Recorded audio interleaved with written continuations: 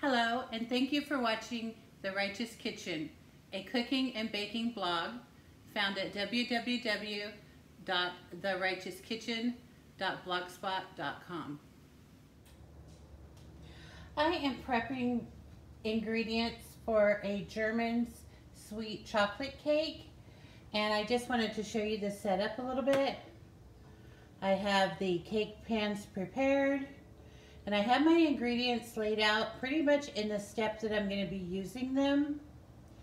I have my utensils and things that I'll need. And the oven is also preheating.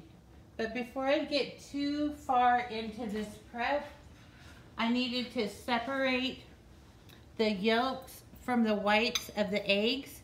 And I just wanted to show you that real quick, and then I'll go with the recipe. So what I do is I just crack the egg into a bowl, and very gently I scoop it up with my hand. And now my hand becomes the kitchen gadget to separate the egg yolk and the egg white. This is the most gentle way that I have found to do it, and I don't use a fancy gadget any longer to separate the eggs. I just use my hands. And then breaking them in the bowl like this, instead of putting them in the shell and then putting it in your hand, it just makes it more gentle on the eggs. So what I'm going to do is finish this last one here. I'm going to wash up my hands and clean up this area, and then I'll come back and we'll start putting our batter together for this German's chocolate cake. Okay, I mentioned that we are going to use the recipe for the German's sweet chocolate cake today. And this is not a German recipe, which you would think because it says German's chocolate cake. But what it is a specialized baking chocolate developed by Mr. German. That's why it's called German's sweet chocolate. This is his cake recipe and his special formulation of sweet chocolate at 48% cacao. So that's what gives it its signature taste, and this is the recipe. So I had a little bit of a hard time finding this recipe, or this chocolate rather, but I was able to get it. But now with the way things are going, stores don't always carry all the ingredients that you're used to. So this is something probably in the future you're gonna have to get off of Amazon or Walmart and have them deliver it to you. They don't seem to be carrying everything in the stores all the time. So you're gonna want this recipe, and what I'm gonna do is there's a little bit of prep to this. It's in several stages, and I kind of have everything in the order which I'm going to be making the recipe. Right now I have my oven preheating to 350, and I have two 8-inch pans lined with parchment and greased with Crisco. So the first step to this is going to be, this is going to use one whole package or 4 ounces of the German sweet chocolate. And what I want to do is just give this chocolate a chop with my knife so that I can get it to melt. Now you can do this over the stove over medium heat, but today I am going to just use the microwave.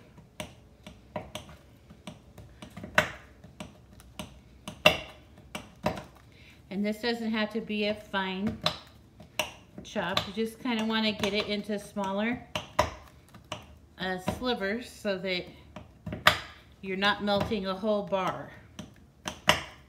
Just making it easier to melt.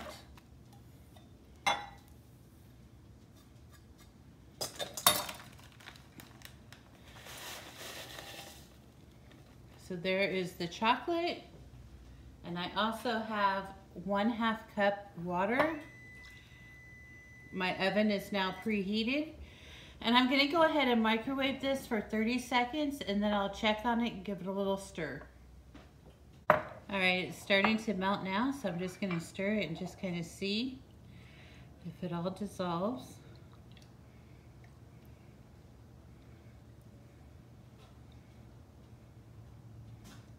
And it's dissolving. I think if I just set it here while I'm working on the rest of the cake, it should completely dissolve. Now I'm gonna go ahead and stir in the vanilla.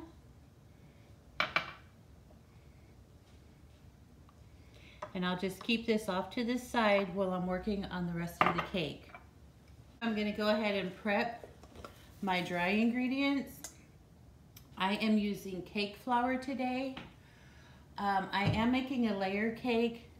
It's a Neapolitan layer cake, and I've used the cake flour in my white cake and my raspberry cake.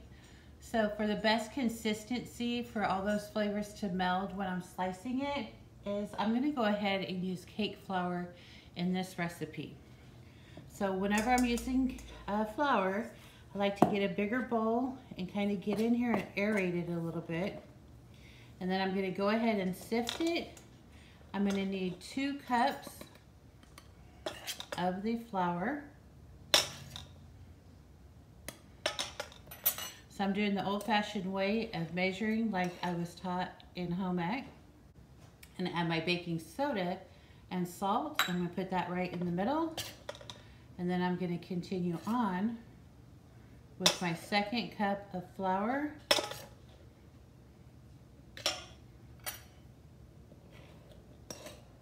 And then I'm gonna quickly sift this all together.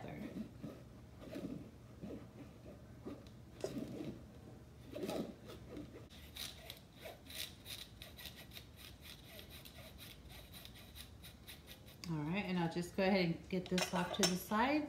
And I'm gonna go ahead and put my flour mixture off to the side over by my melted chocolate.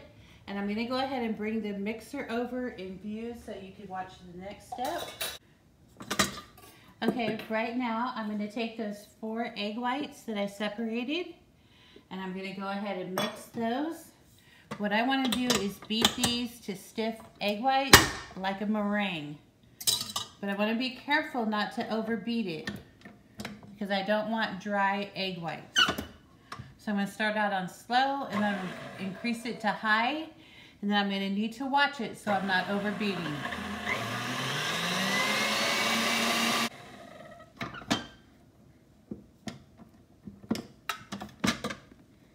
Okay, we have nice stiff peaks.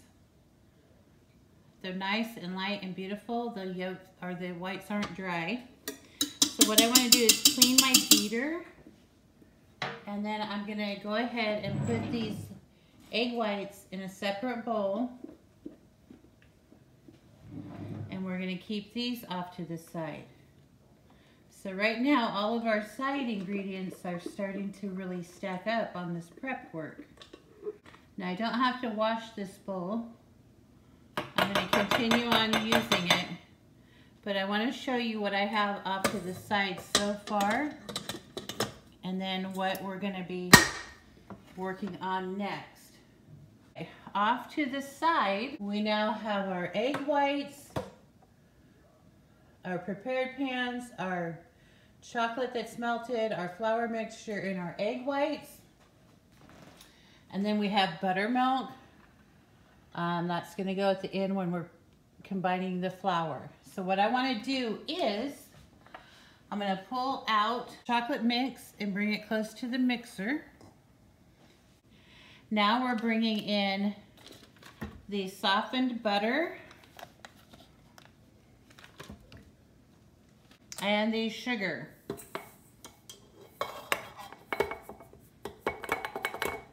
We're gonna take this paddle and we're gonna cream the butter and sugar until the butter is nice and fluffy.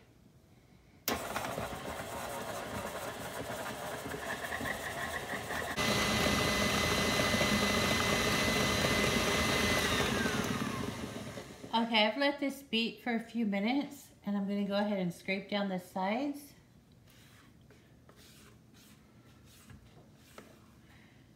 And you can see it's nice and fluffy. So I'm going to scrape down the sides, and then we're going to add the egg yolks. We're going to beat these on low and just put the egg yolks one at a time till they combine.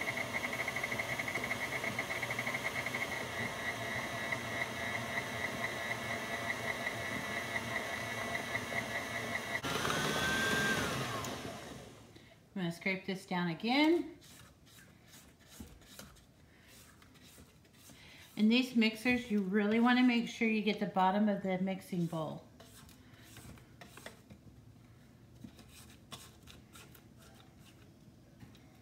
All right.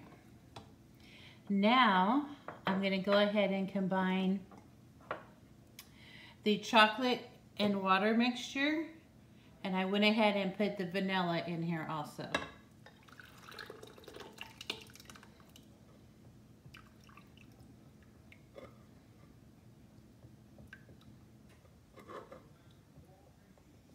Now you're just going to want to stir this because you got a lot of liquid in there and you don't need a mess of chocolate water coming on you. So just stir it. See there, even I just stirred it and a little bit of splash came out. So just stir it until everything gets in there. And until all that chocolate base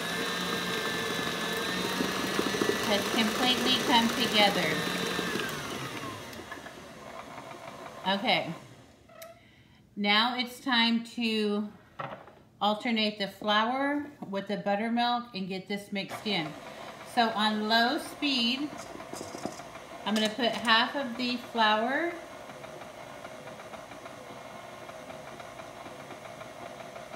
Try to keep the flour, you know, towards the edge of the pan, where it's not getting directly over that beater.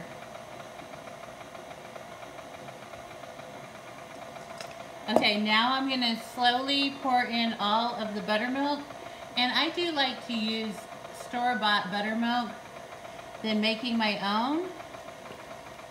You really can't replace the consistency of this buttermilk when you try to make it yourself.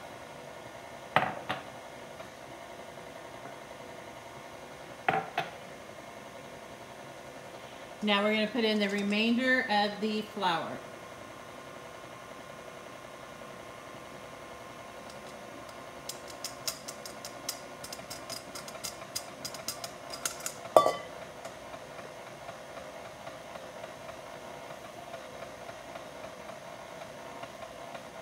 All right, what I'm going to do is stop the mixer now. And I'm going to finish the rest of mixing by my hand, and I'm going to switch the camera over so that you can see. We're almost done with this batter. So what I want to do is get the sides scraped down and make sure everything is combined. I'm going to give it a good once over here on the mixing. All right, so now what I'm going to do is fold in these egg whites. I'm just going to take half of the egg whites and fold them. So we're going to cut through the center, pull it up, go around. You could even do a figure 8, but I find I just go around, down the center, around, center. Works for me pretty well. So this is lightening up the batter.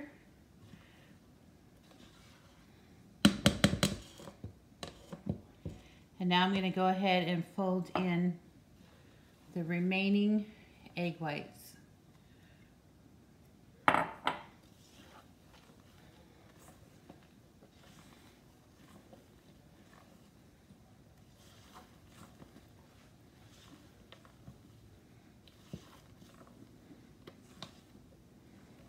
You want to do this just until you no longer see the meringue.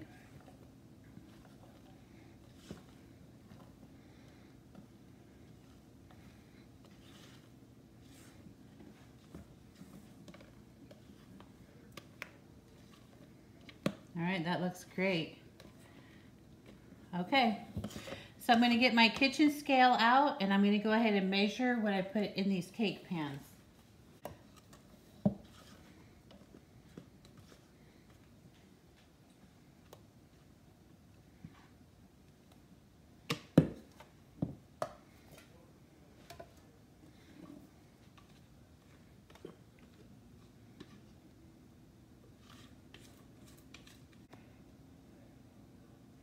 Okay, this is 1 pound 14.6,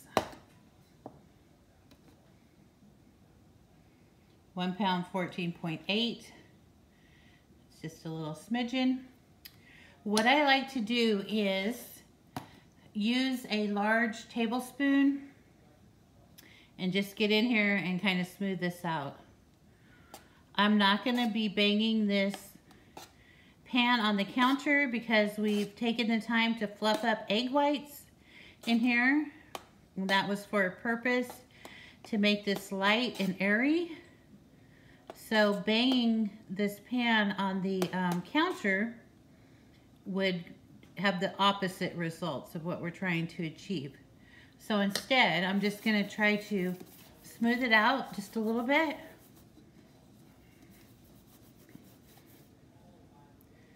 Here we go. And I don't even see any bubbles coming up. All right, so now we have the second one here, and we're going to just do the same thing. Just level out the batter with the back of your tablespoon.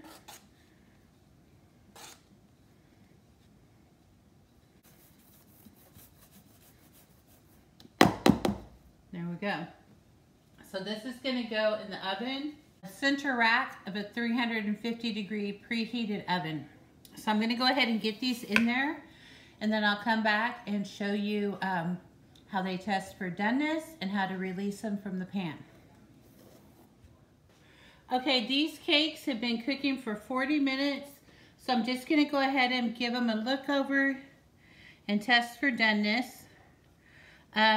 When you press them, you shouldn't see your finger indent. So these are going to go for probably about 5 more minutes. So we're at 40 minutes right now. These will probably be done in about 45 minutes. So I'm just going to go ahead and put them right back in the oven.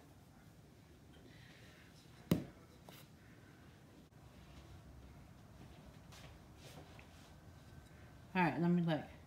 Oh, nice. There we go. Just needed about 45 minutes. So we got 45 minutes cooking time. And while they're nice and hot is when I like to release them from the pan. But let me go over real quick how I determined they were done. If you press on them and you're not leaving a fingerprint, that's a good indication. If you're putting your cake tester in and it's coming out clean, that's another one. You can see where the cake is separating from the sides of the pan. That's always good. And then you can always smell it.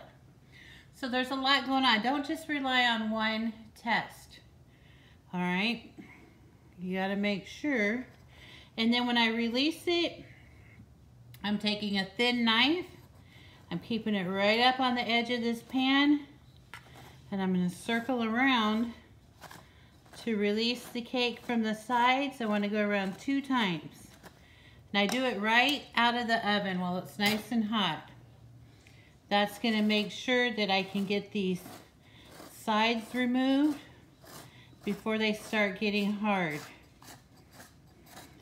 Now there are going to be some crumbs from here because this pulled in from the side quite a bit and it's taken that crumb with it. But I'm not worried about that at all. Alright, so what I'm going to do is get a piece of parchment paper. I'm going to fold it in half. I'm going to set it right over the top of my pan with the baking cooling rack. You're going to want your gloves because the pans are still hot.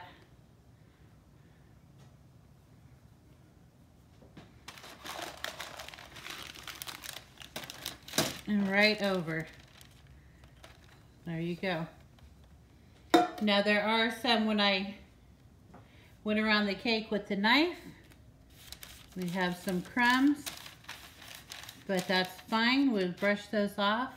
But I'm gonna not worry about that right now. I just want this cake to cool, and then, you know, continue on either cooling it and putting it together or cooling it down and freezing it. But right now, I'm gonna put this off to the side and let it cool on the cool granite while I get this other cake released from the pan. So we're just gonna do the same thing. Double up on those layers. That pan is still hot.